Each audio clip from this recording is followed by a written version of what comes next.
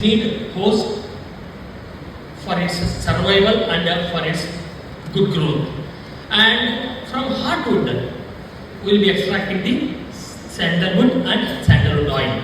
Interestingly, the amount of oil content in the roots is highest, followed by stem, least in branches.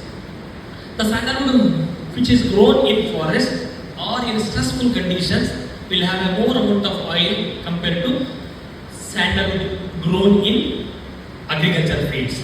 It's mainly due to the farmers generally provide more amount of fertilizer and irrigation facility to the plant that reduces hardwood content formation because the luxurious growth will facilitate the growth of sapwood. So that technological know-how should be given to the farmers while planting in the land. So starting from in the historical, in the ancient period, it is well documented that sandalwood usage is regular in Indian tradition. Starting from Shiva Parvatira wedding anniversary to Rama Pattabhisheka and birth of any small kid to death of any big person or known person in the society. Sandalwood is a part and parcel of our tradition and culture. Sandalwood is having both medicinal content in it. Its main ingredient like alpha-centenol and beta-centenol are contributing antimicrobial and also cosmetic properties, like it is having a anti-wrinkle, anti-aging, skin brightening. All the formulations are activants are in it. So regarding this is very important. Whoever grows the sandalwood in their land, they have to communicate to the KSDR that in our 5 acres of land or 10 acres of land, we are having 100 trees which are of this age, like that age. You have to communicate to our office.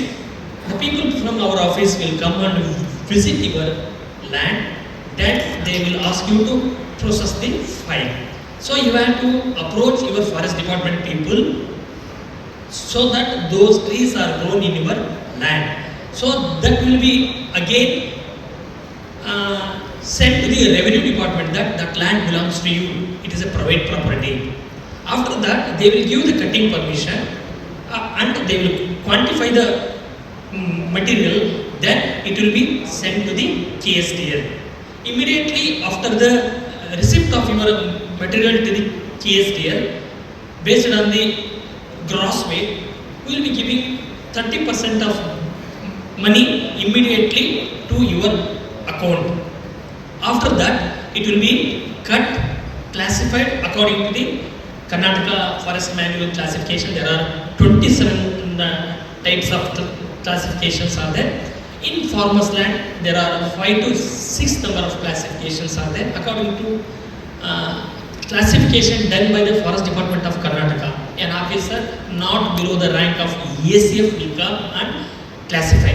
He will classify in front of the farmer only. Farmer is allowed to stay in the KSDL premises 1 or 2 days or up to the days the completion of his classification. In front of him only the classification and weightage is done. Based on the gross weightage of that material, the amount will be given to the farmer.